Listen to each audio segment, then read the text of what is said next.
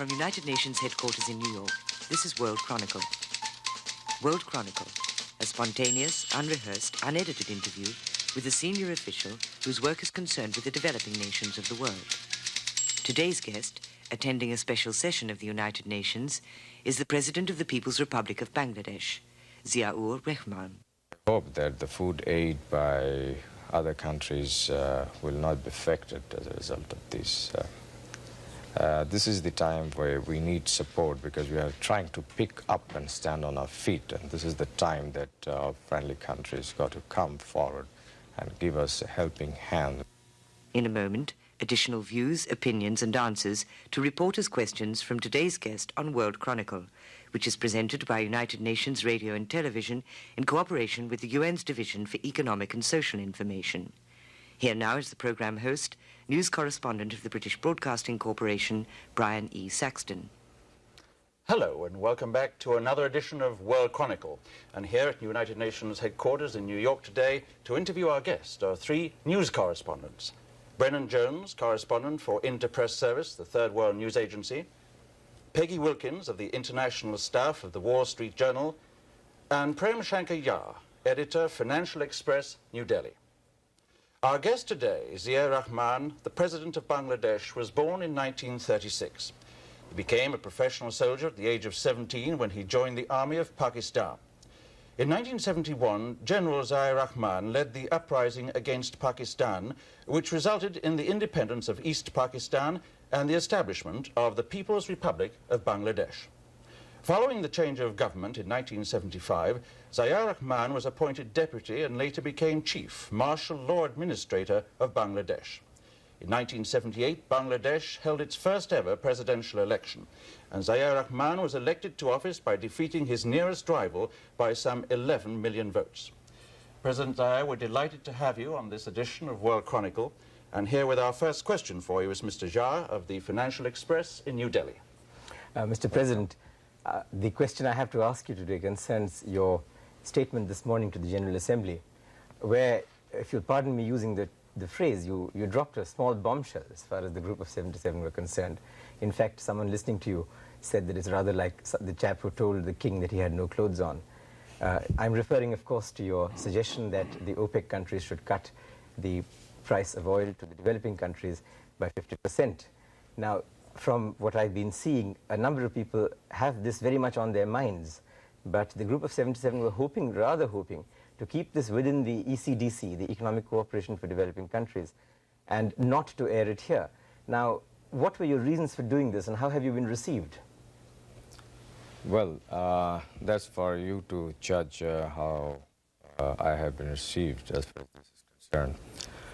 But countries like ours, the least developed countries, are really badly affected as a result of the general inflation all over the world and the rise in oil price. On the one hand, we are paying far too much price for oil, and on the other hand, we are having to get from the developed countries finished products at higher and higher price. So on the one hand, we are having to pay a much higher bill for oil, and on the other hand, we are having to pay much higher bill for imported products. This has put us off very badly.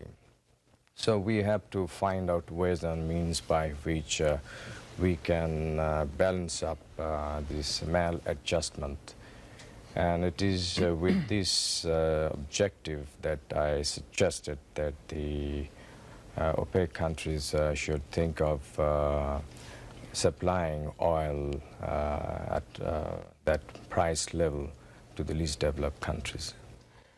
Well, the point is, I think they had rather hoped, if I'm not mistaken, that they would avoid the separation or the isolation of the oil issue or the oil price issue from the other issues of how to recycle in the international liquidity, changes in the representation of various countries on the board of governors of IMF and World Bank, and other issues which are structural in nature. Now, your statement seems to have gone against this trend inside the Group of 77. Would you agree with me on that? I don't think so. These are all interconnected. The price of oil has direct bearing on all other issues related to economy, and especially to the developing and least developed countries. So I think this is right. Peggy. Thank you. Yes. I'd like to ask you about the commodity agreements. Does Bangladesh stand to gain from those? And what do you think of the prospects for coming to some commodity agreements out of the UN session?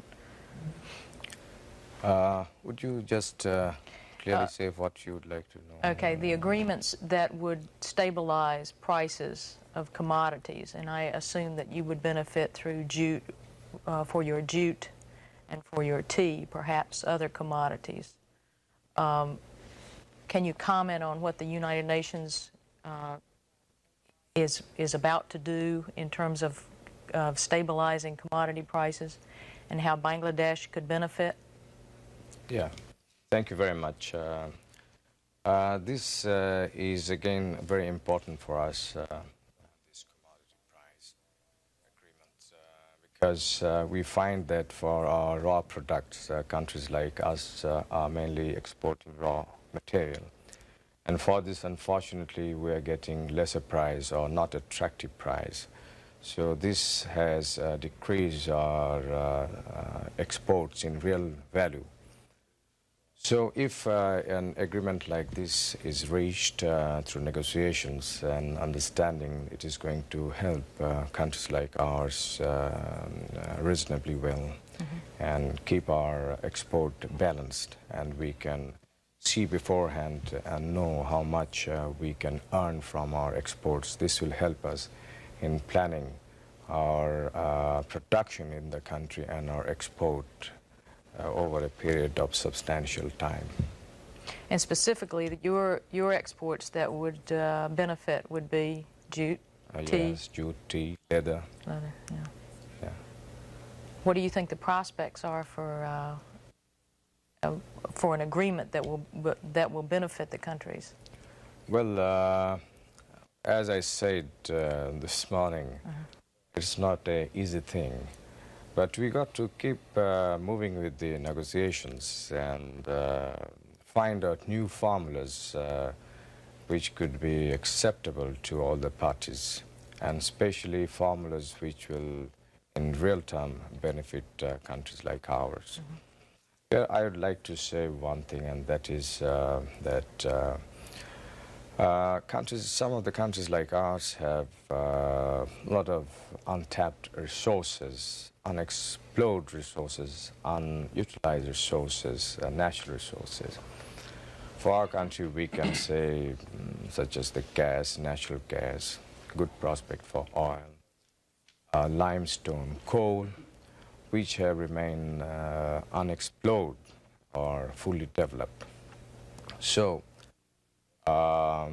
this way, we would be able to foresee our exports and plan our economy. Mr. President, I'd like to get back to the question about the bombshell that you dropped this morning. The talk in the corridors of the UN and amongst many delegates is that we might see a split here in the group of 77. Are you thinking of trying to take leadership and forming a least developed country bloc to try and move away, a coalition of some sort to deal specifically with your set of problems? And the other question I'd like to ask is, it was hinted by U.S. Ambassador McHenry what the content of your speech would be and that we should watch it closely. Were you consulting with the U.S. government on this, and was there any kind of deal that was struck? The answer to your first question is that there's nothing like that. This is a thing which have been, I understand, mentioned by others earlier. And we felt that it is better to say it here, and I don't think this has any prospect of splitting the group of 77. And let me tell you, we had no talks with anybody on this count. If anybody said, must have said on their own. But then how did Ambassador McHenry say with great confidence? He said, I don't want to steal the thunder of President Ziaur, who will be talking to you a little later, but you should listen to the speech being given by the President of Bangladesh and what he has to say about the energy question and the price of oil. I'm just quoting him. Well, I think you should ask him to answer this question. He must have good intelligence. I'd like to refer to a very interesting magazine article recently, sir, which described you as being the super salesman from Dhaka, taking the message around the world that Bangladesh has a stable government and is emerging as an attractive trading partner for both East and West. Did you see that? And if you didn't, how would you react to that? Well, I don't know, but during the last 1 or 2 years, I have undertaken trips to really many countries, both in the East and the West. The object, one should have understood that we were colonized for a long period, as a result of which we remain undeveloped, whereas we have tremendous resources. Firstly, the land is so fertile, and in agriculture, our return is so low. As I said a few minutes ago, we have several others, very valuable natural resources which have remained undeveloped, unexplored. For this, we got to talk to people who have the money, who have the technical know-how. And apart from this, being a new country, I had decided to visit as many countries as possible. And I think these visits have really helped us a lot to project Bangladesh in other countries and discuss with those countries' leaders as to how economic cooperation could be built up. And as a result of these visits, our assistance from abroad has increased over the last 2-3 years. And the economy in our country are gradually picking up. May I come to a related question to this one, which is the one of, shall we say, regional cooperation. One of the problems that we all face in common is, in fact, the oil price, if you like, the balance of payments problem. And it seems to me that the best thing what we possibly do is try and, the countries most affected, least developed, most seriously affected, doesn't really matter which, that we should try and buy as much from each other and possibly try for better terms. Now, for instance, all the 4 countries of the subcontinent have an interest in tea, in jute, in leather, and textiles to a large extent.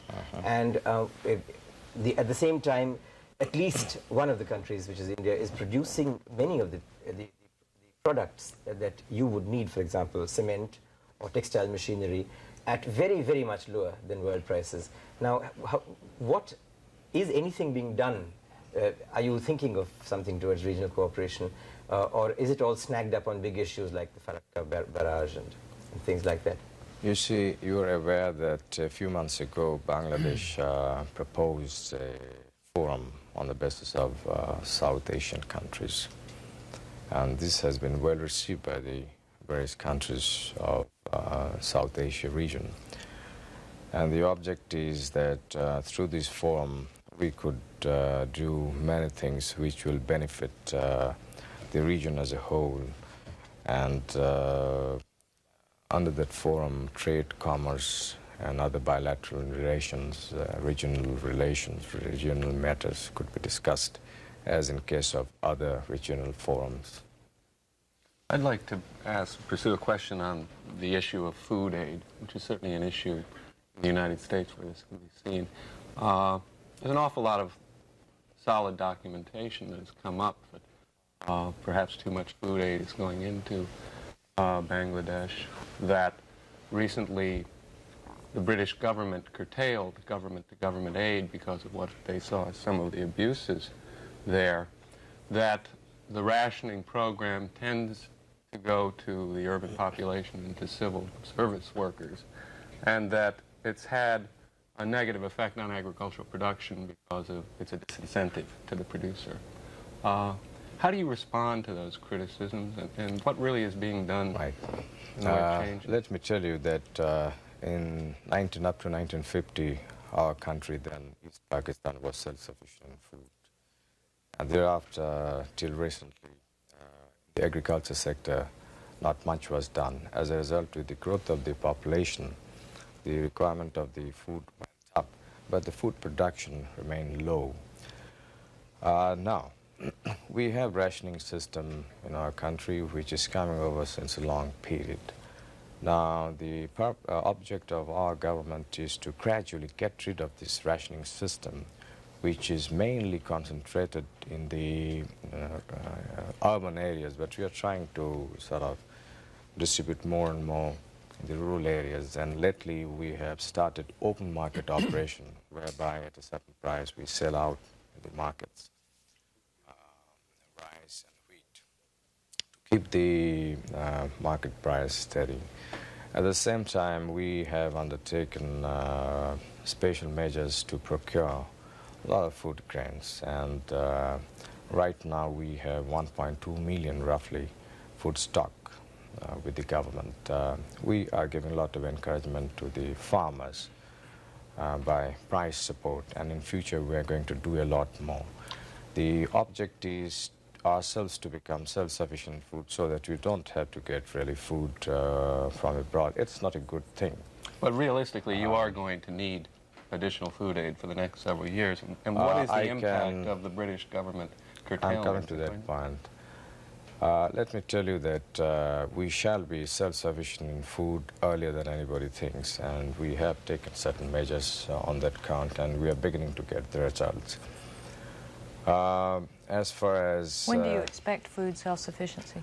I think in the next 2-3 years' time, or maybe a little more, maybe a little less, because we have launched a sort of special program on this count, and we have got very good results, and the next 1 year will give very solid indication about it.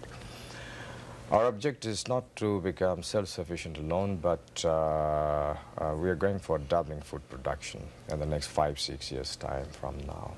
For this, we are mobilizing the people to take to voluntary works for re-excavating the silted-up canals and rivers, with a view to doing irrigation, bringing more and more land under irrigation. And in the last winter, we did massive work on this count, and through voluntary means we brought more than 600,000 acres of land under irrigation, virtually at no cost.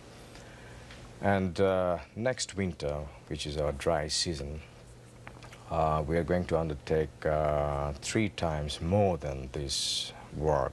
That means we will try about 1.5 million acres to be brought additional under irrigation by unconventional method. So this is a great effort that is coming up in our country, and I hope this question will not arise very much in the near future.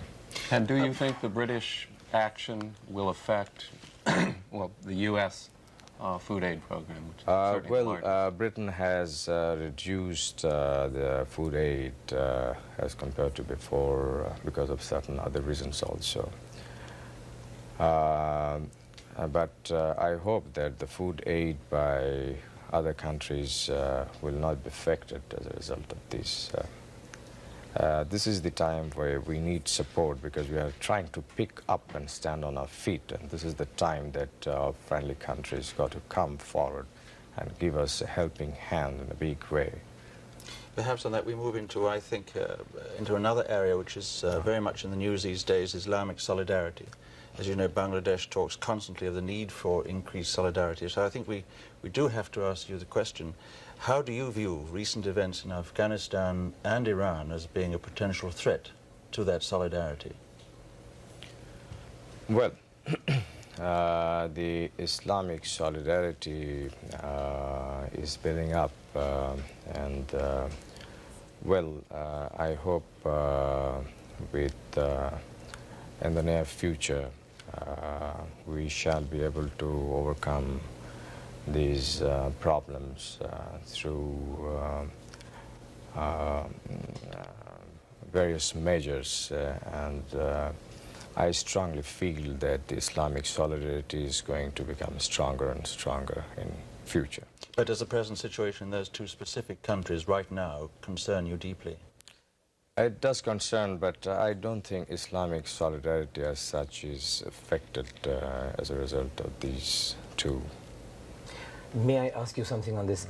The Islamic bomb, the nuclear bomb being so-called constructed in Pakistan, how do you feel about this? I would be rather ambivalent about this. Here's a country that you fought to liberate yourself from a few years ago, and which is building a bomb, which is allegedly an Islamic bomb, and you were most certainly a part of the Islamic group of countries. Well, what would you feel about this? Well, I know as much as you know, and I understand that they're not making any bomb. Well, I hope that's so, sir. You have better information. But this question of Islam, which you know is very high in everybody's minds these days, that Islam is in the throes of some kind of renaissance, some change. And there's been an unusually strong emphasis being placed on Islamic solidarity. We're back to this continuous phrase which keeps making the headlines. Isn't there the danger, perhaps, that this kind of policy might be regarded as a sort of isolationist policy? From what? From getting away to that old Islamic concept of greater cooperation and contact between nations. I don't think this will affect that.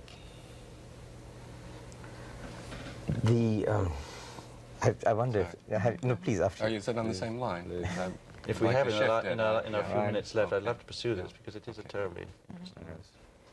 Well, I wanted to ask you about a little more about Afghanistan and your reaction to the problem there, and how you feel, what can be done, I mean, what would you like to see?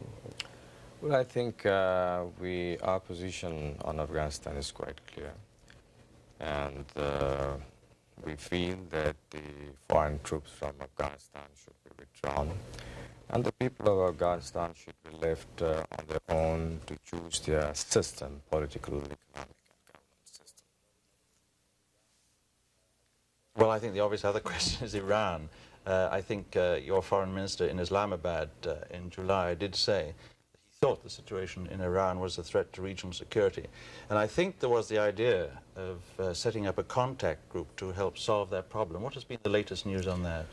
Well, I precisely don't know, but I think they are making all efforts to work out some understanding with the present Afghan people or government. I don't understand. I don't have the exact information, but they are approaching in various ways to realize their objective. My question gets back to what the UN is doing here in the special session. I think most people have the assessment that not much is going to come out of it, which leaves Pakistan, or Bangladesh, very much in a situation like a lot of developing countries. Insufficient assistance from the North, or concessions by the North, and probably not much from OPEC. What does a country like yours do then, given the inflation rate, given the world economic crisis? And if you could also follow that up on what do you tell the world in terms of the things you are doing to meet your own energy needs within Bangladesh? Good, I think that's a very good question. It's a very difficult problem, let me tell you. But this should not dishearten us. There should be less of pessimism and more of optimism, and we should move forward and negotiate, carry on with the dialogue, talk, and find out formulas which could bring better results in this. As far as we are concerned, we are not sitting idle. We are developing our natural gas, and we have sufficient natural gas. I think in the near future we are going to sort of bring gas under more utilization. We may sell natural gas as LNG and use natural gas as CNG and things like that. And we are now exploring ourselves for oil. There's very strong indication that we have oil. And we hope in the near future we may have oil, we may get oil in our country. Then we have a huge reserve of coal in the northern areas of our country. and we're going to sort of exploit this coal mine. And we're working also on other form of energies to meet our present requirement and also the future requirement. But as time is passing, our own energy requirement is also increasing. So coming around that we got to do something so that the least developed countries do not come under so heavy pressure as a result of the increase in the price of oil. Because we really don't have the means to buy oil at such high rates, yet we need oil for our development. Is the oil deposits that you have indications of, are they anywhere near this line of demarcation of the continental shelf with India? Because there are some people, perhaps not well-wishers of either India or Bangladesh, who would like to see a kind of dispute coming up on this. I find your questions are one track, however. You see, we are looking for oil on the land. And we have brought now our own rigs, and in a few months' time we would be drilling for oil on the land. Mr. President, I'm afraid that's all the time we have today, which is a great pity. The clock always beats us. President Ziaur, we have to close the show, but we want to thank you for being with us today to answer our questions on this edition of World Chronicle. Our guest has been Ziaur Rahman, the President of the People's Republic of Bangladesh. President Rahman, here to attend a special session of the United Nations General Assembly, was interviewed here at UN headquarters in New York by Brennan Jones, correspondent for Interpress Service, the Third World News Agency, Peggy Wilkins of the International Staff of the Wall Street Journal, and Prem Shankar Jha, editor of the Financial Express of New Delhi. And I'm Brian Saxton, thanking you for being with us and hoping you'll join us again for the next edition of World Chronicle.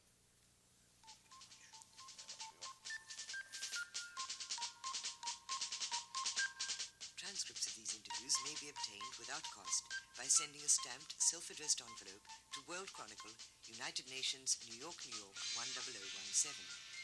World Chronicle is broadcast in developing and developed nations worldwide and features senior officials whose work is concerned with the developing nations of the world, in spontaneous, unrehearsed, unedited interviews conducted by reporters from press, radio, and television.